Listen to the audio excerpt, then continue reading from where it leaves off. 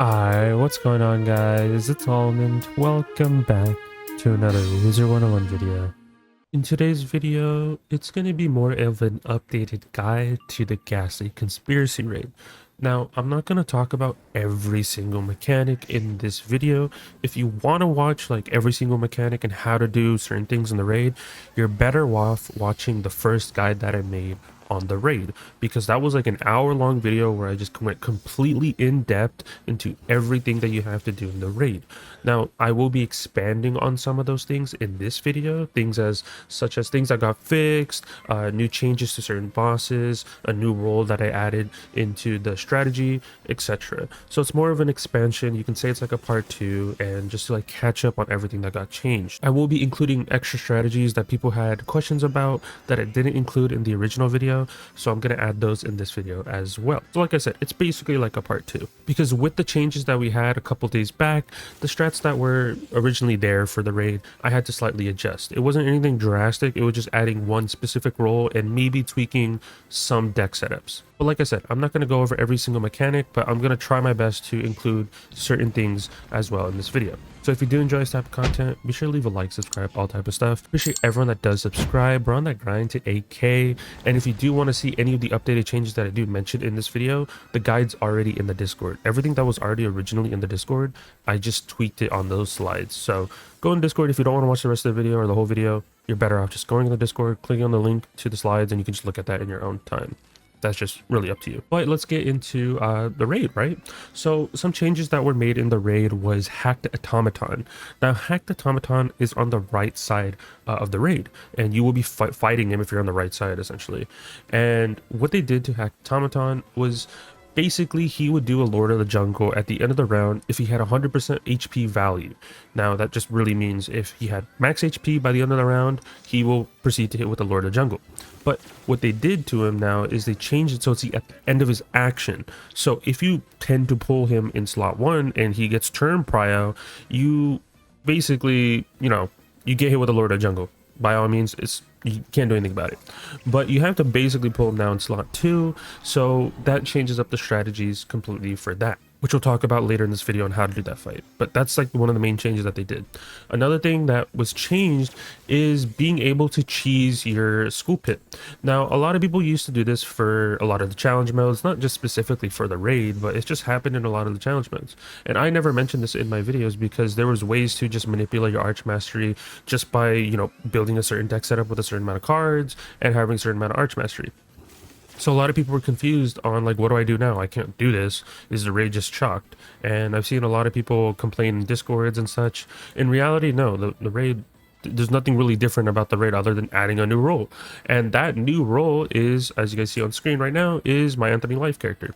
Now, I'm not on Anthony Life ever. I don't know when's the last time I made a video with Anthony Life. But literally all I did was make a build where I hit HP cap.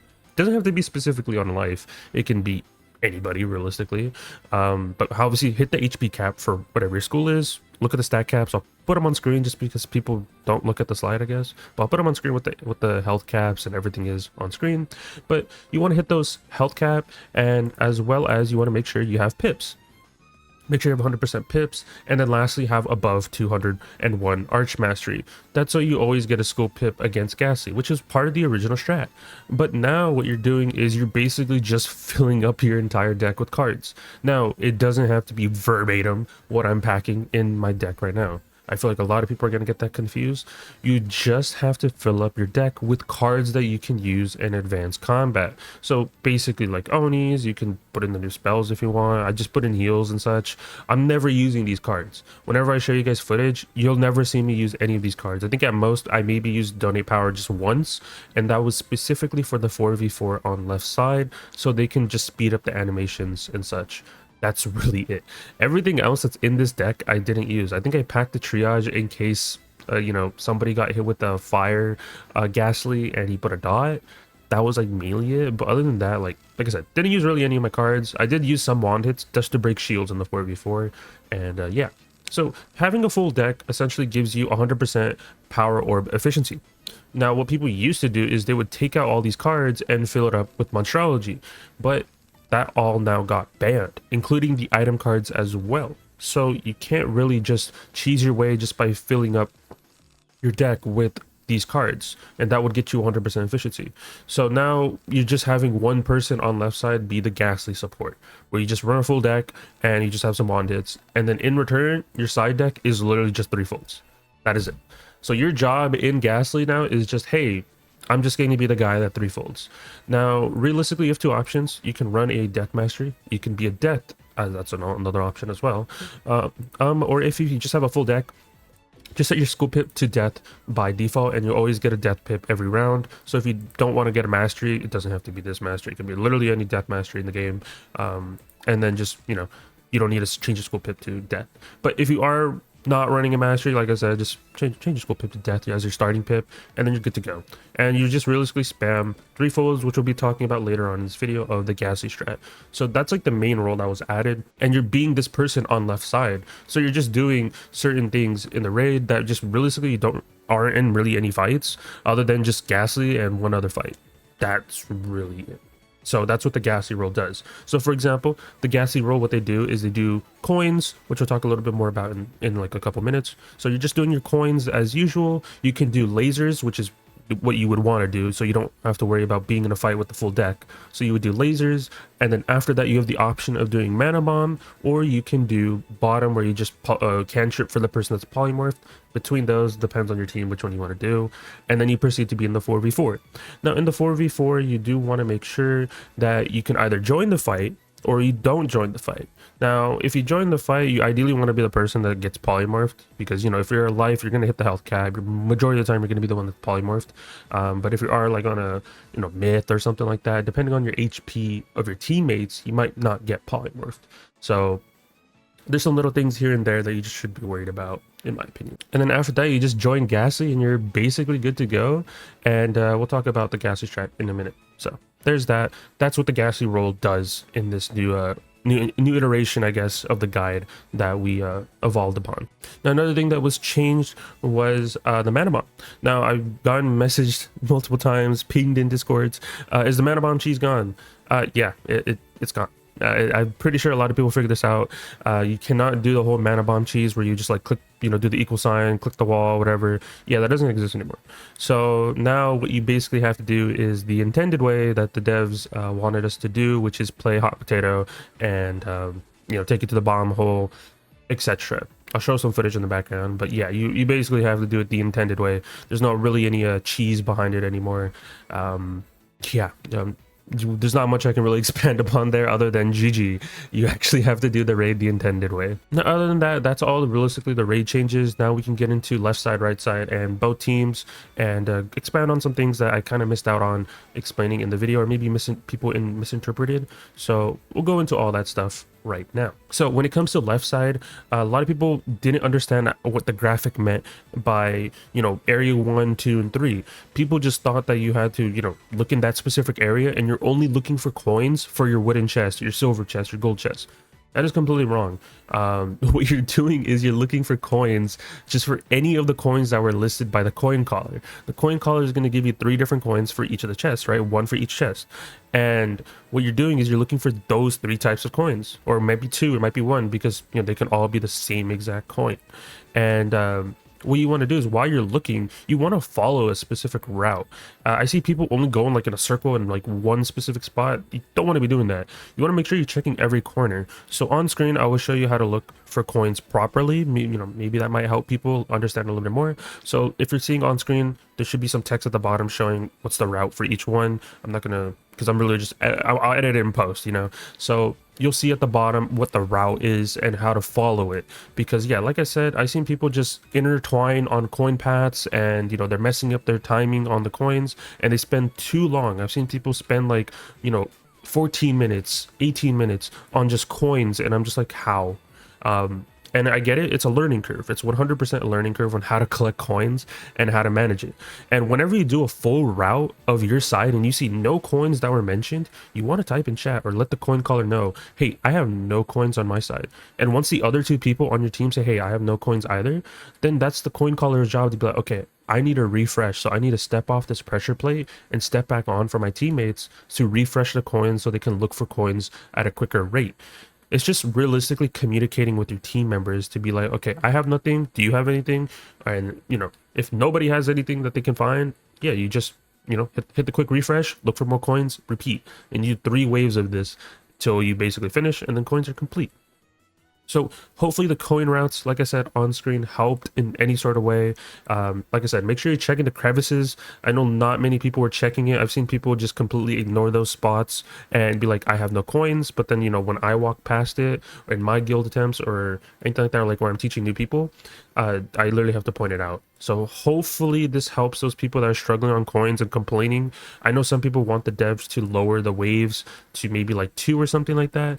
I wouldn't see an issue with it, but I think it's not that big of a problem to the point where it's like, okay, this needs to be changed. It's just realistically understanding your timing, communicating with team members so you guys can get consistent refreshes to find more coins and to be able to finish this part of the raid pretty easily. So that's just realistically my take on that, and hopefully me with the coin routes and everything like that explain a little bit more. So you still are looking for coins for the other chests. It's just whenever you find a coin for one of the other chests, you just grab it and then go depot it, and you still check your other spots in case, so then you can be like, hey, I still have 1 more coin, I'm depoting 1 coin right now. And then, you know, if you know you're already going towards this coin spot to depot it, maybe someone that's nearby can go grab that coin that you mentioned. If they have no coins on their side, they can go grab it, and you guys can just do this consistent teamwork strategy of like being like, hey, I have this, etc, etc. So hopefully that helps with your coins. I'm not going to go too much into it after that, but that should help with your coin problems. Now we move on to the other part of the raid on left side where it comes to the polymorph. Now I've seen people have a little bit of struggle on the polymorph and not understanding how the polymorph essentially works.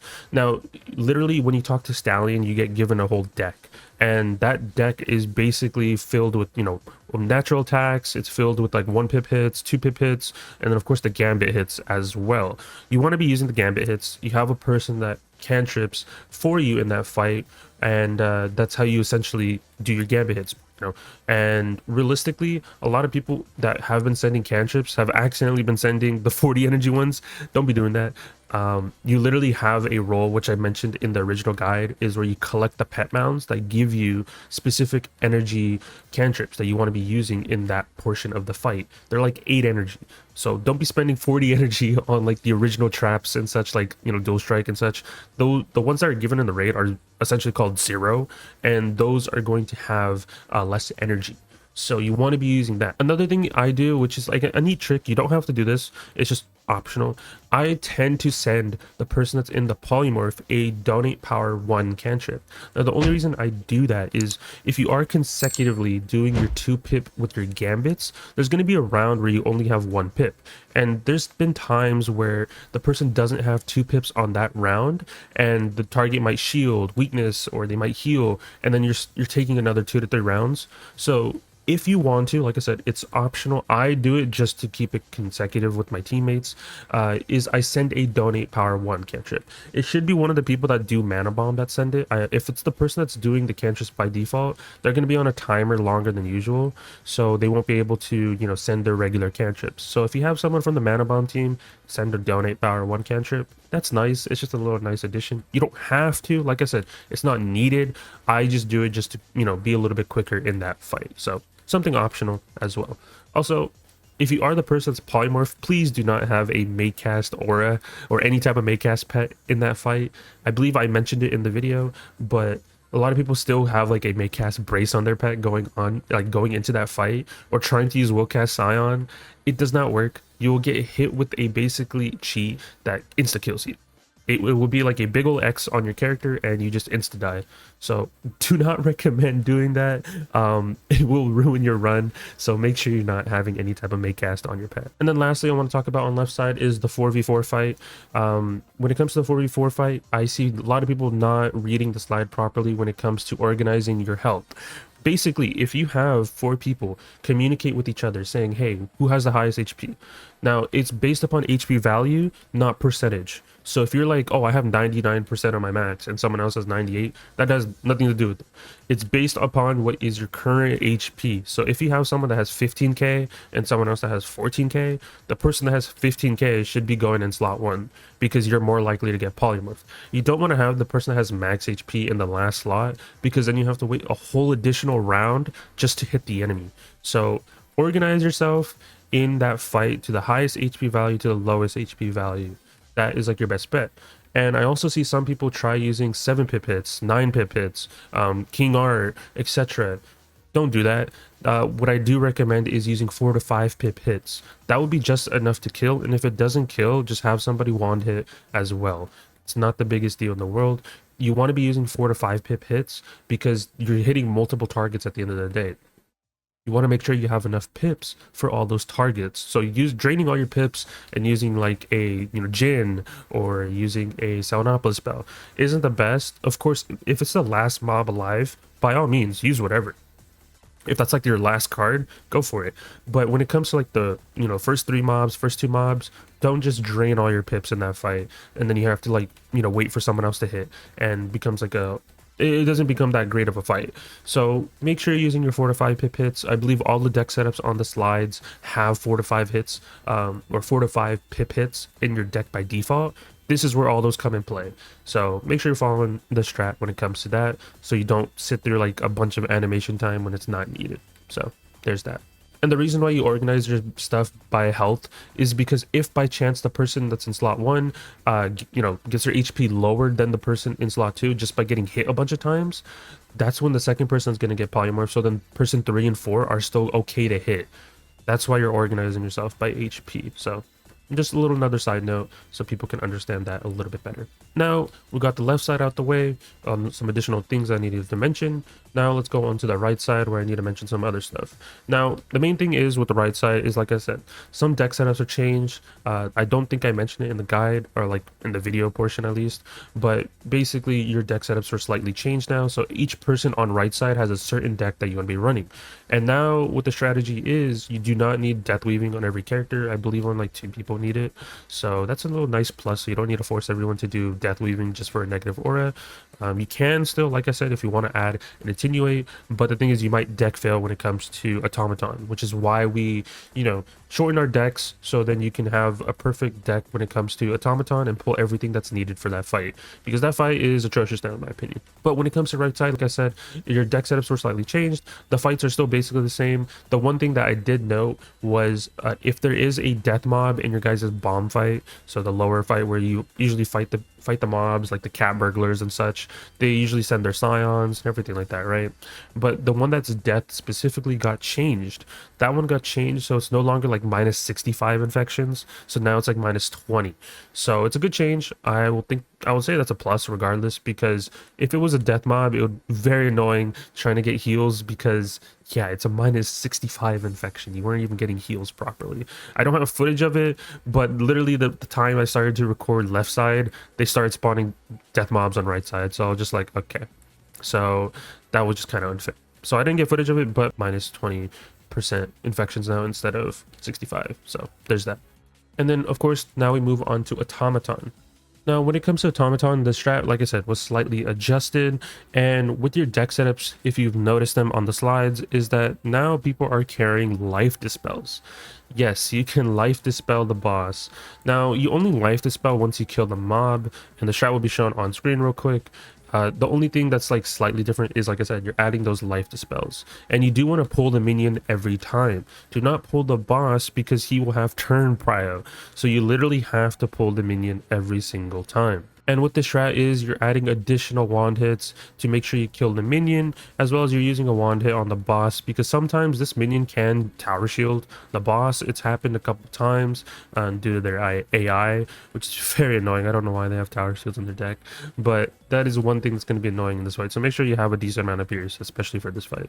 And running a 7 to 8 card deck is perfect for something like this, because you're pulling everything that you need in these specific rounds. You just have to make sure you are cycling your deck properly when it comes to discarding certain cards, so you pull your life dispels on round 3.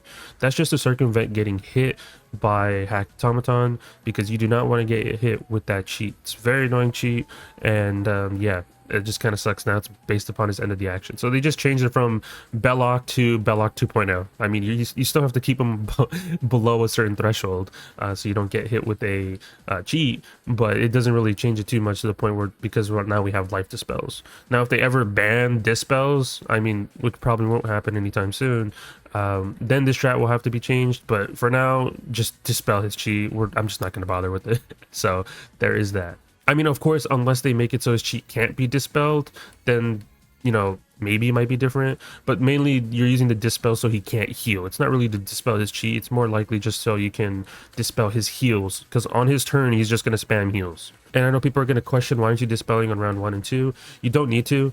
We're manipulating the AI, because what he tends to do round 1 is usually bubbles, and round 2, if he does heal, it's going to be a fairy. So that's why we're not worrying about a dispel in round 1 and 2, only 3 and 4, because, you know, that's when he starts, you know, ramping up his AI and trying to heal with as much pips as he can. So he might Dryad, he might, you know, do like the Scion that heals him for like a crap ton, etc, etc. So that's why we need those dispels. But other than that, you're still going for an Oni in this fight. It doesn't really change too much. So there is that when it comes to the strategy. One thing I want to slightly mention is as well is the telephone portion of the raid. When right side is doing those 2v2 fights, to tell left side, hey, these are the codes that you want to be looking out for your polymorph. I've seen people try to kill this boss or kill the enemies as fast as they can. I've seen people complain about the shields in certain fights. Realistically, you should be fine. With the stress that I have shown on screen, it takes up to 3 rounds for the enemies to show you what the code is. So they can cast it round 1, they can cast it round 2, and they can cast it round 3. So I've seen people complain and try to kill the bosses or enemy as fast as you can. You can do that, but I would only do that is if you get the code. With the strategies I've shown on screen, you can kill the storm mob every time on round 3, because by then he will show you the code.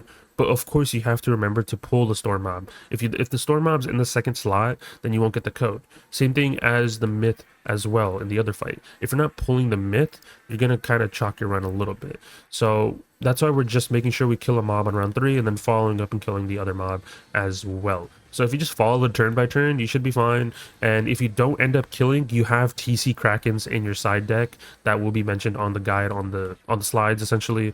So just look at that. You have extra cards specifically for certain situations like this where you just don't kill. The ice mob I think is the only annoying mob on right side. The death and myth and the storm is not really an issue. It's that ice mob that people have really vendetta against, because he spams shields, he does weaknesses, and sometimes you just don't kill. So that's like really the main issue people complain about, and I get it to a certain extent. But just follow turn by turn, you should be fine, and make sure you're clicking quick, because you want to make sure you're giving the codes to the other team as fast as possible. You don't want to stall out your rounds for no reason, because it's just going to make the 4v4 on left side take super long, which you don't want, and then everyone else is going to complain in the raid. So be as quickly as you can, click your cards fast, and go through all the animation time you have to deal with in that fight anyways. And then, of course, I already have all the possible options that they can do. Don't accidentally say something that you're not supposed to. The codes are shown on screen of which ones it usually is. So, yeah, pretty straightforward of a fight. Okay, now we go into the both team section of the video and talk about some extra things that people should be worried about. Let's talk about the pedestals, tablets, whatever you want to call them. I know people call them so many different things. I call them tablets, or the touchstones. You can call them touchstones as well. But basically, those are located all around in the center area, and I've seen people go super far back to the spawn area where you start the raid to look for tablets. That does not happen. On the image I'll show on screen, that's as far as they go, and you can kind of see where some of them are from the lower level. And what people tend to do is they go super far in and they look for the touchstones when they don't need to. Now if you're like a storm wizard, majority of your touchstones are going to be pretty easy to find. It's the other schools that have slight issues to like look for their touchstones. Now if you have a lot of storms in your raid and you only have like, you know, maybe 1 or 2, maybe, you know, other schools, you should have them sit and spawn while the other storms just look for their touchstones, because you don't want to have like, I don't know, like a life wizard or like a myth wizard go far left looking for the tablet, and then all of a sudden right side's like, hey, your tablet's over here.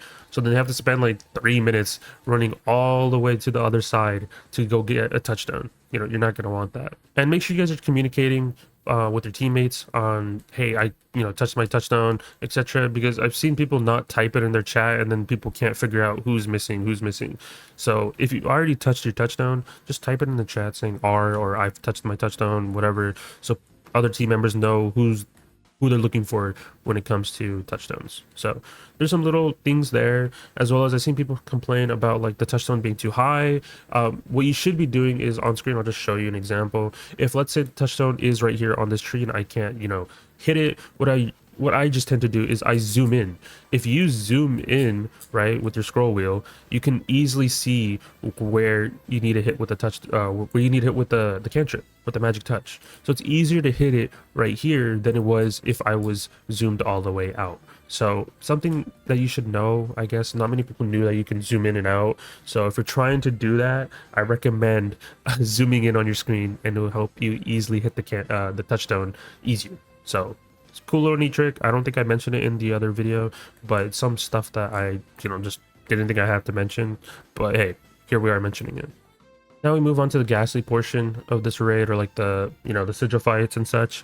Now, before I mentioned that you only had to do one fight, which is Crime Mime, but now what we're doing is we're doing both fights. We're doing Crime Mime and Morg, and I also listed strategies for them on the guide, which I will put real quick on the screen, which is a 2-round fight. Crime Mime sometimes takes 3 round if you do not have, or if you get hit with a bunch of weaknesses. It's very plausible, but realistically, it should be a 2 to 3 round fight. If you don't kill on round 2, just follow up with another hit the following round. Of course, if you have like 3 life wizards, you're not gonna kill you're not gonna kill Crime Mime round 2, just because he has a lot of res against life from what I've noticed. So for that reasoning, is if that happens, just take it to a round 3 and you'll be okay. Also, the order doesn't really matter for this type of fight. It's just you're doing the same thing. It doesn't really affect anything. Morg is pretty easy. You should always kill in round 2, but I can see people complain about Crime Mime if it takes a little bit longer than usual. But yeah, you're doing basically both fights now. Before, just it was only Crime Mime before, now you're doing both. So be wary when it comes to that. But now let's actually talk about the Ghastly portion of the video and how much has it really been affected. Now, I will show a little bit of both POVs so you guys get a better understanding of how to do the fight. But realistically, you're still doing those 3 Onis that you originally were doing before. Now, I believe we used to do 4 Onis with just Crime Mime, but now that's not the case, because you don't want to have a person that's in slot 1, do 3 folds and such into an Oni. I mean, realistically, you can still have a Storm in slot 1, and they can just spam weaknesses instead of 3 folds. And then when it comes to the following round, they can just Storm Oni again. That's another option. I just didn't really mention it, but having that Ghastly support, it just makes it easier, so you don't have to really think. And I like having an additional round just to pass, so people can discard anything that they don't need, and it makes it easier for them to look for their cards, essentially. Another thing is, I believe on the previous strategy, you would always frenzy before the turn of defeat energy, which was kind of bad to a certain extent, just because every time he did his mana unleashed, not really his mana unleashed, but when he would unpolymorph and hit you with his AoE, that would do a lot more damage because you were underneath the frenzy. So for that reasoning is I reorganized the strat just slightly different, so then you do the feed energy and you don't have a frenzy up, so you don't get hit. So it makes it so you take less damage, so you don't need them, you don't need to have max HP going into Ghastly. It's a little bit more forgiving in that sense. So you can have 5.8, you can have 6k, you don't need 7 or 8k, which it originally was, because that was with the frenzy.